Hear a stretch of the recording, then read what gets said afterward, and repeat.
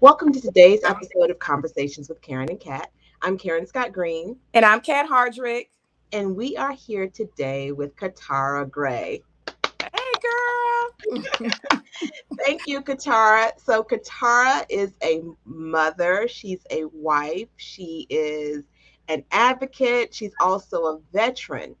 So, Ketara, you started an organization called the Brave Woman Agency. So tell us your why, and then tell us about the Brave Woman Agency. That's right.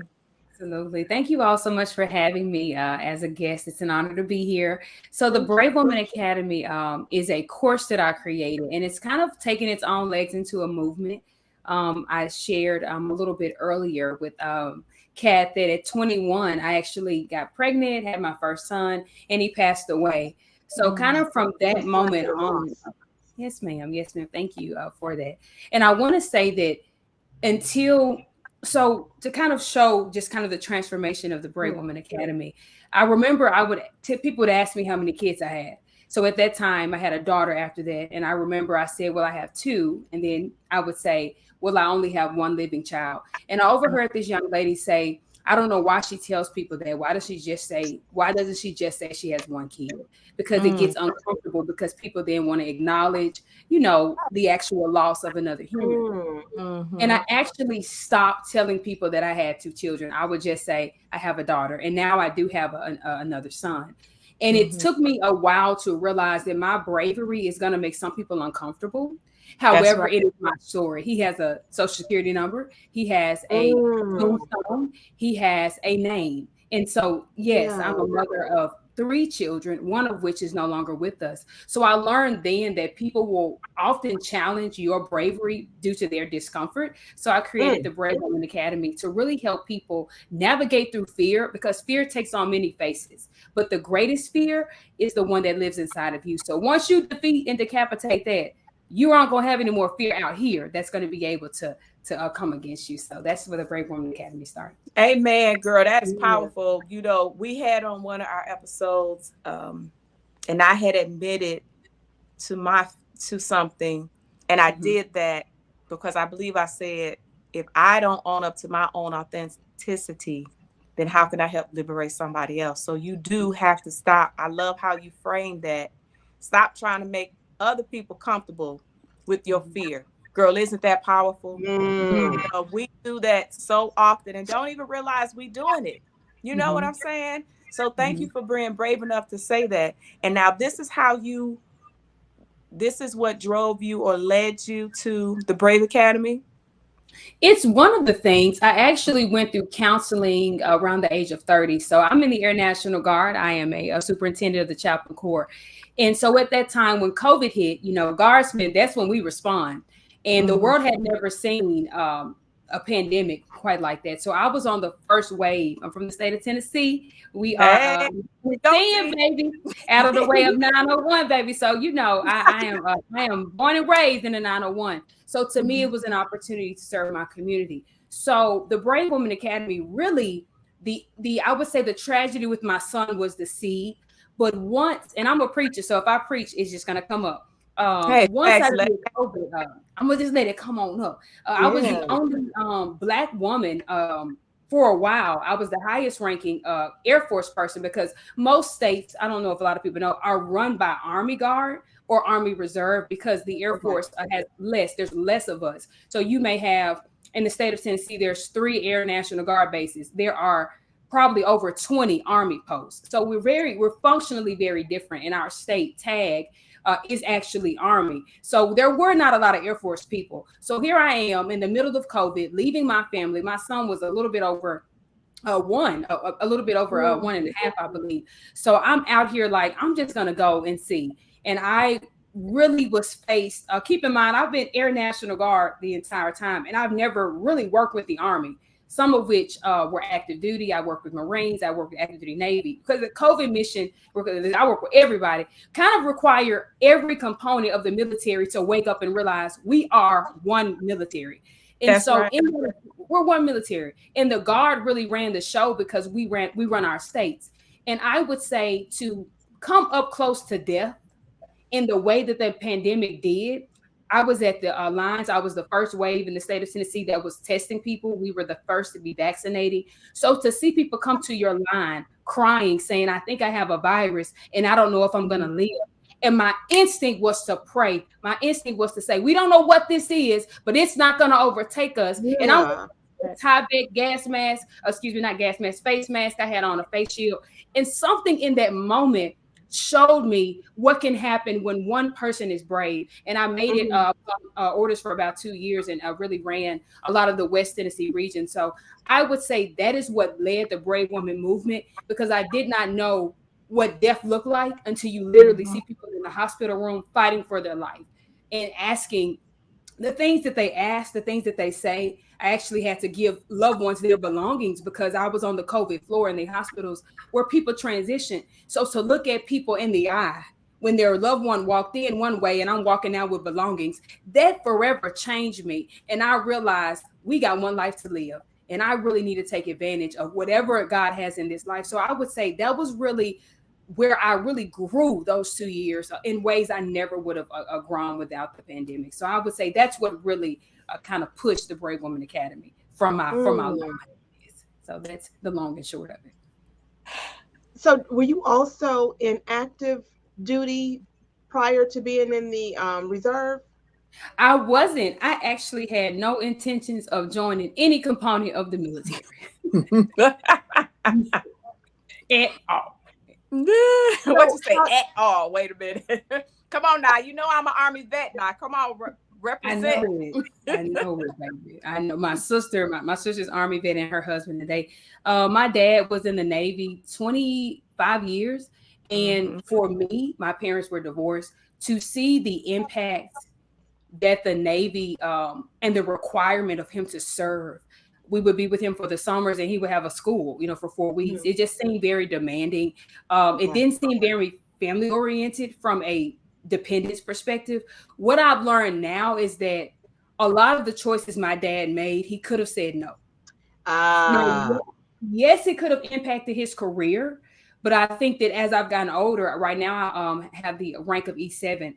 I could have gotten it faster. I could have commissioned. There are opportunities right now that I could go active duty quite easily in my career field. But I've made the decision that my family is first. And had I known I had that choice, I probably would have been active duty. But I just thought the military was inconsiderate of families. It moved people every 4 years. And I just was like, I don't want that for my kids because I saw the impact it had on me and my sister. So I just wasn't interested in it.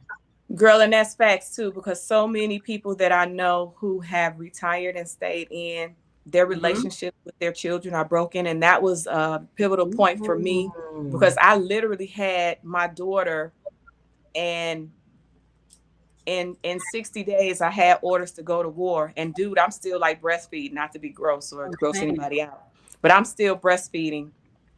And I had orders to go to a war zone. So that's when it hit me that as long as you have on your name on your right breast and your U.S. Army or U.S. something on the left, you literally belong to the government, and then they can send you anywhere. In fact, if you get discharged and before you make it home, they can recall you back. Up to what, 4 years? They can recall you back because if we go into war, once you sign your name, and that's why the military, but that's a whole nother story. But we could go into the military stuff. But I'm thank you for your service, sister. Thank you for yours. June 12th, thank you, is Women Veterans Day. Yes, ma'am. We get real. Like, I feel like it doesn't matter what branch. There's a camaraderie amongst, I would say, Black people, Black women. Serving with the Army, because I was an E6 when I went in for the COVID mission. I got promoted. The Army changed me. There was a level of camaraderie and morale that I think is beneficial for every fraction of life. And so I like to say I was green. I'm already, aggressive in the sense of when it's necessary, but I really learned how to stand in that and not resist it. Like as a Black woman, I think it's, when we're loud or when we express emotion, we're angry. But when you do it, it's just you upset. I'm just upset. I'm not angry. I'm upset. Yeah. No. It's their passion. It's their passion. Right. Absolutely. And I had to pull one of my army guys. He was a army vet, like deployed 3 times to Iraq. And I had to tell him because he's like, "Oh, she's just on one today, guys." And I pulled him to the side and I said, "Don't ever say me having emotions and showing them as me being on one. I've watched you curse them Mm. out. I've watched you threaten to beat them. I've watched you pull them to the side and say things I'm not going to repeat. And when I come and ask them why they're not responding to a radio call and I'm responsible for the team, I'm on one." He said, "I never Right. saw it like that." I said, "Don't ever disrespect my feelings like that again." And we moved That, on. And from that day on, they knew if it's necessary, but I don't want to, we don't want to have to right, walk around like, I got right. to have my edges. I ain't got Mm. time to be hollering screaming at grown people. I ain't got time to do Facts, facts. So, Katara, describe for us what is the Brave Woman Academy and what does it entail and how does one become a part of the Brave Woman Academy? Yes, ma'am. Thank you, And Miss who's your Karen. candidate? Who your candidate? I call you Miss Karen because my mama, so I was introduced as Miss Karen. So it's not an age thing, but when you were raised in the South, baby, you like Miss or friend, you never know. The Brave Woman Academy, anyone can join it. I actually just had, so I have 2 options for the Brave Woman Mhm. Academy. The one that I recommend is when I have open enrollment. I just finished my fall class. However, I have the option for people to do self-paced. Why I say that the open enrollment is most beneficial is that women and men, but in particular women, we need community. So in the open enrollment season, you actually get to have me and other women sharing what they're experiencing through the Brave Women Academy. Mm. It consists of 4 modules, 3 lessons each. And I wanted to make sure that the content took you on a journey. What I found about bravery is that when we try to find confidence within us, it's limited. But to find confidence in God and build from there, that's when you're successful. So the Amen. course is trying to bring you back to your inheritance as a daughter, not just Mm. consistent. Because what I don't want to present is an egocentric gospel, and it's all Mm. about you, and it's all about me, and it's all about my legacy should be given to my daughter. What I'm building, my daughter knows about the Brave Women Academy. She talks about it. So the goal is to point people back to Christ, and in that identity, you build from there. And women have been successful in restarting their businesses, getting Mhm. promotions, booking, public speaking. So whatever their passion is, I have an anointing to craft it and say, why aren't you doing it? Okay. Okay, Mm-hmm. now we got the excuse out of the way. Now we got the fear out of the way. Let's go ahead, baby. Start your engines. I do an Right. intro when I go on stages. I say, "Ready to rumble." It's like my thing. I tell them, I kind of do it like boxing. So I'll say, coming in at 5'6", weighing in at 135 pounds. You know me as whatever and I'll insert whatever phrase is appropriate for the theme. And I'll Mhm. say, "But tonight I came to knock you out." And it's Ah, really igniting. I mean, it's just like, don't let this face fool you, baby. I get gritty and I'll tell whatever it is that's your opponent, we came to annihilate it. And so the Brave Woman Academy is designed to tell you, stop running from that fear because you'll run to the grave. Unless you Mm. face it. I mean, at whatever age you face it, at 30 for me, it was okay. I got to make some difference. If it's 25, if it's 50, whatever age that is, where you look it in the face and say, I mean, what you're going to do at this point, we're going to fight it out. And you get over that thing, you are Mhm. going to be more successful in life. So the Brave Women Academy, from what I have seen, has inspired women to go and do it, whatever that is. Mm. So I'm excited to see the progress. all right, girl. Look, you got me excited. Where we sign up? Where we sign up? Where we go, girl. Where the dotted line there? So I actually just transitioned from my old website. I had ketaragray.com. So I've transitioned from there. So now I have the interface Kartra, and it's a very long website. So I encourage people to email me at ketaragray@yahoo.com or follow me. I have all social medias. Ask me about it. I'll send you the information to sign up. And I would say some people can do the self-paced. But I'd like to tell them, baby, I just finished the fall. Baby, wait until the spring semester because it's going to be good. So I'll have a wait list coming out pretty soon. How long? So how long is each module, and how long is the complete program? Yes, ma'am. So the module originally was 4 weeks, but based on the Okay. feedback from the students, I expanded it to 5 weeks. And so it's self-paced in some regard. So every week we'll meet, we'll go over the weekly review. You get provided a workbook. You'll get, we do prayer, as you see, Tuesday mornings, because we do it weekly. Tuesday Mhm. mornings we'll do a prayer.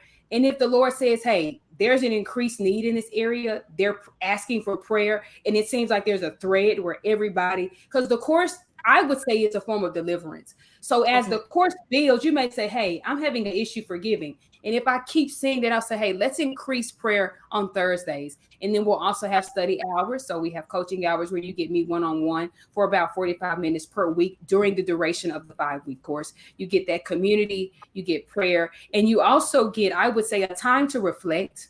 I think that people just need a coach to guide them in how to reflect. And so I would say it's a deliverance and a coaching course of transformation. So 5 weeks. That's what we're 5 weeks. And I know for some people listening, they may not understand the concept or the need for life coaches, but I know several women who've used different life coaches. Sometimes it's a therapist who also works as a life coach. I worked with a coach, a career coach who also is a certified life coach. This was a few years back, and they help you to see things in a different way. That's right. For me, it was a shift in how I saw myself career-wise. And so it was, my time with her was very valuable. And I recommended her to some other people. But I know some other folks who do life coaches, and for those who dig in, it can be pivotal. It can be pivotal. And so, but you got to be ready for that change. So, don't just go and write the check or to swipe your debit card and show up and be like, okay, all right, that changed me. No, you got to be, and you have to do the work. I was just about to say that, sis. You have to be. There was homework. And so you have to do homework, and you got to be ready to shift, pivot, and get a little uncomfortable. A whole lot. Whole lot. Because if you're not ready, you can't, if you don't acknowledge what to change, you can't change anything. You first have to acknowledge it. It's just like, I don't want to say any addiction, but you have to acknowledge it before you could change it. And then you got to be willing to do the work. You got to be willing to do the work. I love the fact, I just want to plug this in for our young people.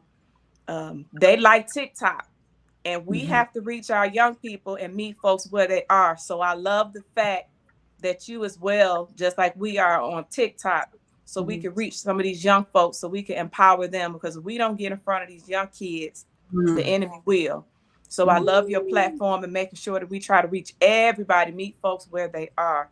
Now, I did want to ask you a question about you're an author. You also have written material. Can you speak to that as well? Oh, look, sis ready. Look, So I have I said, let me get my booklets. I actually to kind of give a mini backstory. So my ebooks, I have Do It Scared, which my greatest accomplishment from the ebook is that one of the young ladies read it and was contemplating going to nursing school. And she just finished nursing school. And I mean, that thing gets me emotional, because when we talk about doing it scared, God has not given us the spirit of fear. Fear is different than being scared, because fear is a spirit. Being scared, I mean, somebody can walk in a room right now, but once I acknowledge that I know what it is, I can then address it. Fear is lingering. Fear is persistent. Being scared is temporal. And so when she read it and said, because of this ebook, that's about 50 pages that you can swipe and get anywhere. And she read it and said, because of this, I enrolled into nursing school. So to see her graduate, just 2 years, she was in the 2-year program. To me, was one of my greatest accomplishments. I also have an ebook that's just designated for Black men. I'm married to a Black man. And I just know that the Black man's experience is different than other men, at least from my observation. So I just wrote 21 affirmations for the Black man. And I also have The Flood is Coming. It's a book on just really teaching people how to slay giants. As you see, all of my books have a common theme. And before I did the Brave Woman Academy, I just started creating, because I built the course myself. I created the website. Actually, before I was a chaplain assistant in the military, I was a 3A. So I did information management. That's how I came in. So I kind of knew how to do web parts. And I've stumbled upon, this is why being brave will provide provision, how to do journals. And I was like, hey, I'm here. And I actually started to create journals. This is my newest one. This is, let All me make right. sure. Oh, So this is love daughter, that. this is book. Thank you. It's available on Amazon. I have over 20 journals on Amazon. So if you search my name, you'll see them. And the goal of these journals is to be used as notebooks. They're blank spaces. But the first one I did was God Isn't Done Yet, which is a journal for grieving parents. And it's actually the one Mm. I least advertised. But I use that as a template to say, if I can do the hardest thing first, then doing a journal with a cover and blank pages is nothing. So I would Amen. just, I did the hardest one first, and I've actually used a God Isn't Done Yet as a journal just to grieve the loss Mm. of my son. And you can use it for anything. So those are Okay. my products, and those are my journals. So I have ebooks, and then I have journals available on Amazon. And so, for Right. those who are listening rather than watching, Yes, you ma'am. can email Ketara at KETARAGRAY at yahoo.com. And that's Mm-hmm. Ketara Gray at yahoo.com, KETARAGRAY at yahoo.com. You can find her on Facebook, IG, and TikTok. And for Yeah. those, and you can also find all links to all of her books on Linktree /Ketara Gray. And so for those of you who may not be familiar with Linktree, it's linktr.ee /Ketara Gray. And again, Ketara is KETARAGRAY, just in case you thought it was with an E. I know, right? Let's get that right. So, It will yeah, be we want so. to make sure that all of your information gets out there so folks can Thank you. find you and Thank you. get your products, because we believe in supporting small business. We believe in Amen. supporting women business, Thank you. women owned businesses, because you know when you support a woman, you feed Mhm. an entire village. I read That's that right. somewhere. And I Yeah. know also we believe in collaborations because we have our Karen the Cat Cream of the Crop coming up the end of this year, y'all. So get ready Yes. for it. The list is growing. And we know Okay. we have a sister, a black owned bookstore. So that would be nice Oh to have a wow. collaboration and maybe some of Oh your books can go. yeah. Yep, yep, yep. Wanderlust. Shout out to Wanderlust. Have you ever met Shout her, out. Katara?